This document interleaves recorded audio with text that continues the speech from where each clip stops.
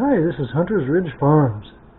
We're doing a video today and through the next couple weeks of making lamb jerky. This is a recipe everyone raves about: brown sugar and applewood.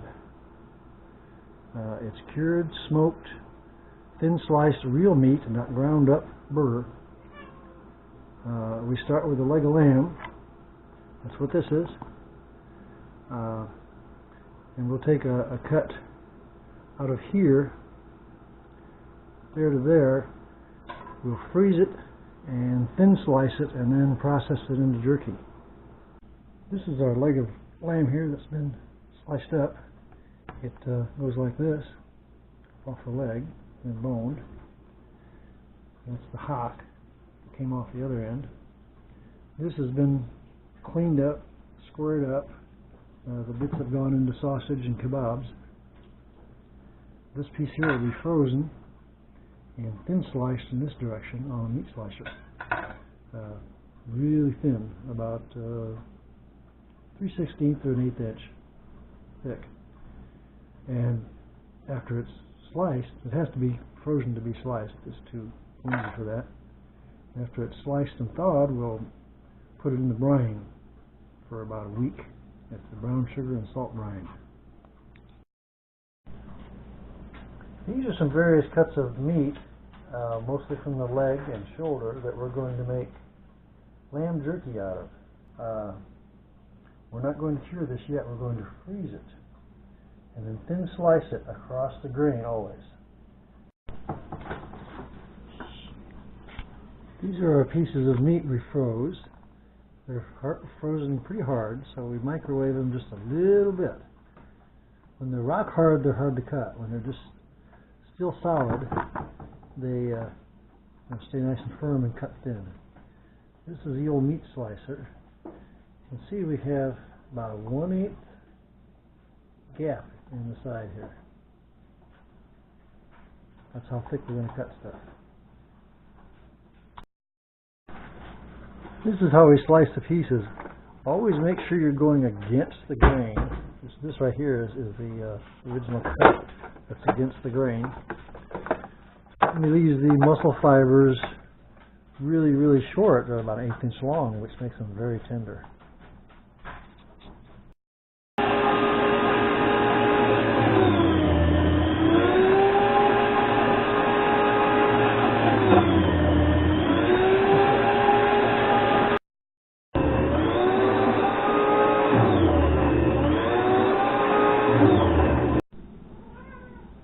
This is all of our meat cut up. We're waiting for it to thaw.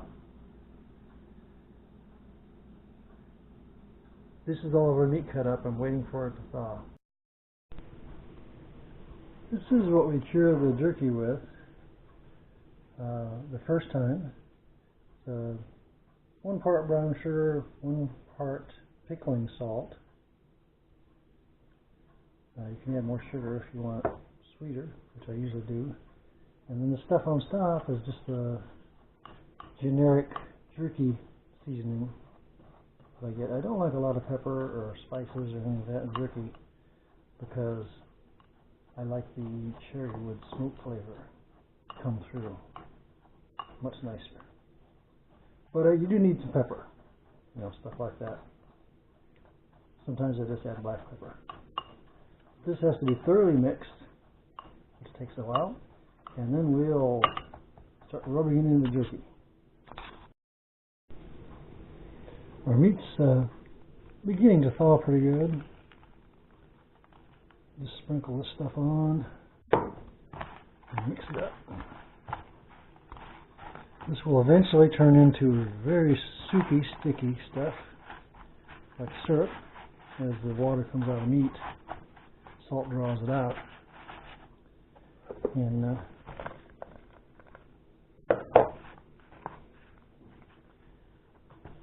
we'll be pouring liquid off of this before too long. If you have too much seasoning, don't worry about it. It's reusable. I'll be making bacon next week.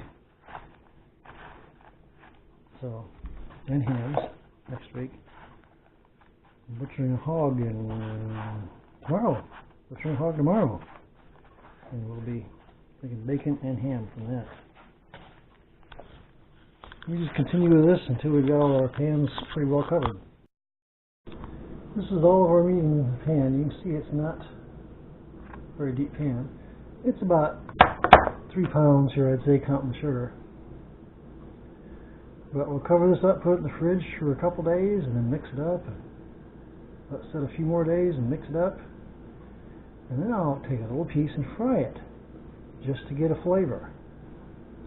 At that point, I'll decide whether to add more sugar or not. Sometimes I do. This is our leg of lamb jerky ready to go into the smoker.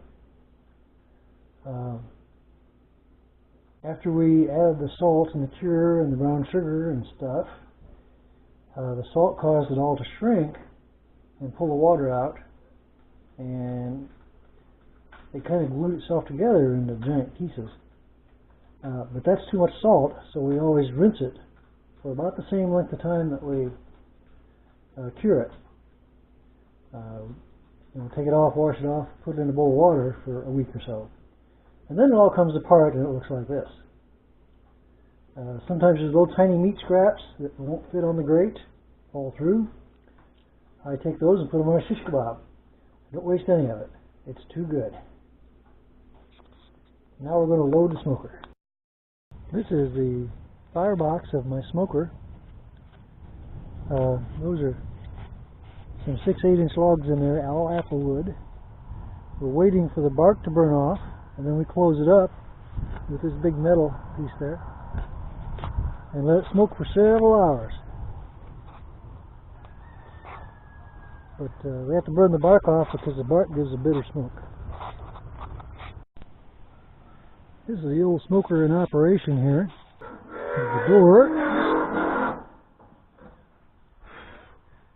Inside I have 6 shells.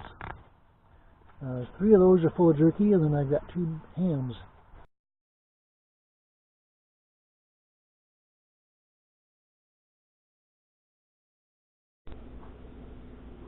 This is the final stage of our jerky. I had 3 pans this size for jerky drying in the oven. When it came out of the smoker, it was very wet, which is normal. We ended up drying it at about 140, 150 degrees, just hot to the touch. You still touch it though. And we dried it for about 8 hours, I would say. It depends on how it goes. Sometimes it's 6, sometimes it's 10 hours. These pieces are all ready to go. They're rubbery, kind of like jerky. I don't like it too crispy. I like it a little bit moist. So these are the little tiny bits we put on a shish kebab, so we didn't lose them. And over here are some bigger pieces that still have a little bit of red color to them rather than dried, and they need a little bit more drying. These pieces over here. These are ready to go.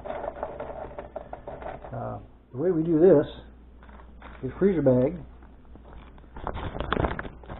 and put a paper towel in it, because there's still a lot of moisture in these, and it will come out when you put it in the fridge. It's colder, the moisture starts seeping out. The paper towel soaks up some of the excess, and it will also distribute itself amongst all the jerky, so that the really crispy ones will come a little bit softer, the little softer ones will come a little bit more chewy, so it all equalizes and becomes very nice, tasty, tender product.